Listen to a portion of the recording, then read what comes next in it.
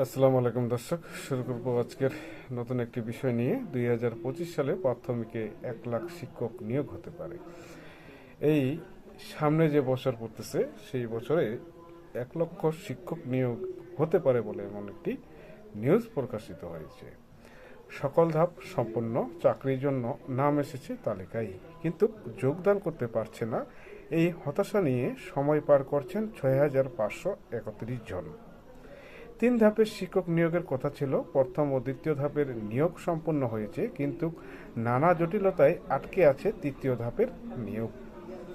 অন্তর্বর্তীকালীন সরকারের প্রাথমিক ও গণশিক্ষা মন্ত্রণালয়ের এই জটিলতা দ্রুত কাটানোর চেষ্টা করছে।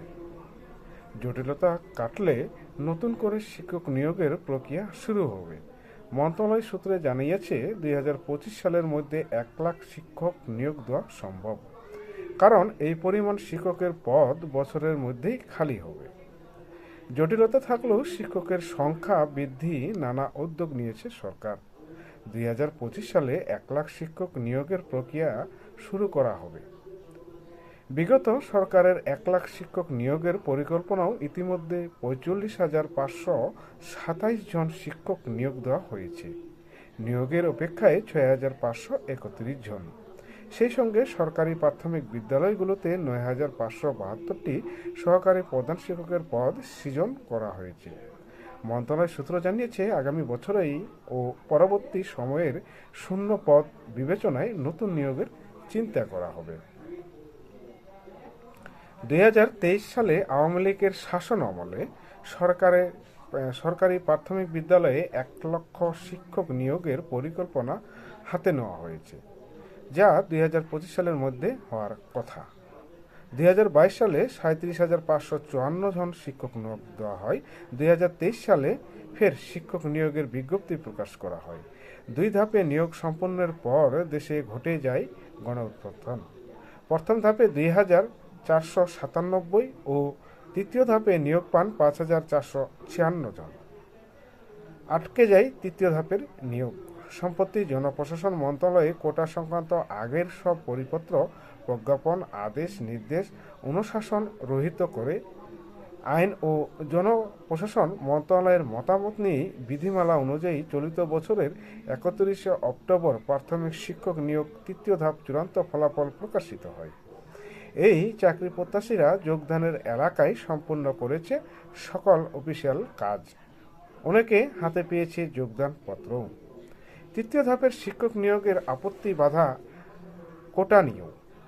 2018 সালে সরকার যখন কোটা বাতিল সংক্রান্ত প্রজ্ঞাপন দিয়েছিল, তখন প্রাথমিক শিক্ষক নিয়োগ দেওয়া হয়েছিল প্রাথমিক ও গণশিক্ষা মন্ত্রণালয়ের নিজস্ব নিয়োগ বিধিমালা অনুসারে।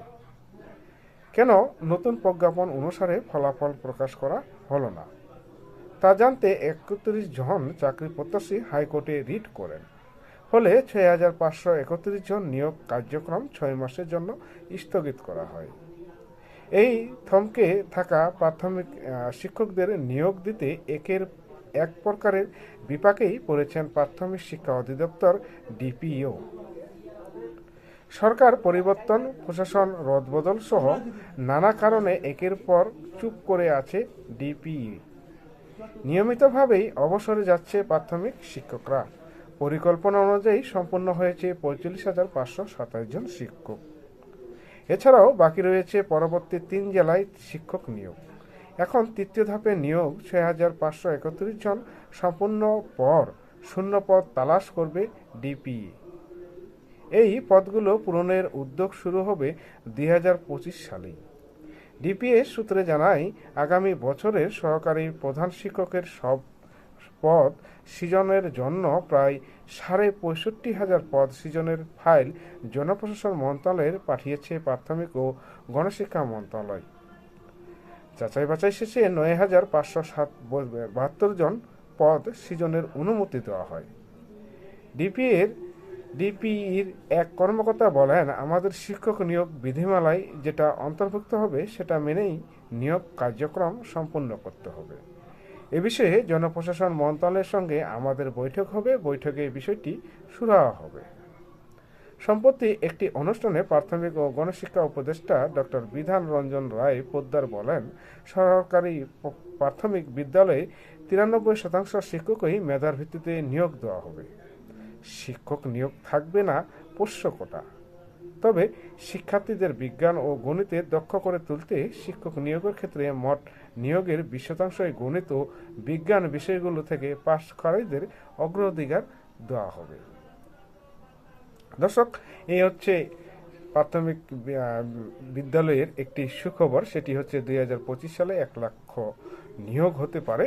তাই যারা প্রাথমিক শিক্ষকতা করবেন তারা অবশ্যই এই জিনিসটা একটু খেয়াল রাখবেন। যেহেতু প্রাথমিক গণশিক্ষা যে উপদেষ্টা রয়েছে ডক্টর ডক্টর বিধান রঞ্জন রায় পোদ্দার বলেছেন যে প্রাথমিক বিদ্যালয়ে কোনো শিক্ষক নিয়োগের কোনো পোষ্য কোটা থাকবে না। তবে 93% শিক্ষকই মেধার ভিত্তিতে নিয়োগ দেওয়া হবে। তবে পোষ্য কোটা কোনো শিক্ষকের থাকবে না। তবে কোন মেধা দুইটির বিষয়ে একটু বেশি জোর দেওয়ার হবে সেটি হচ্ছে বিজ্ঞান এবং গণিত। গণিত এবং বিজ্ঞানের দিক দিয়ে কিন্তু একটু আপনাদের মনোযোগ দিতে হবে যারা প্রাথমিক শিক্ষক নিয়োগের চাকরি আশা করতেছেন। আজকে এই পর্যন্তই। ভালো থাকবেন, সুস্থ থাকবেন। ধন্যবাদ।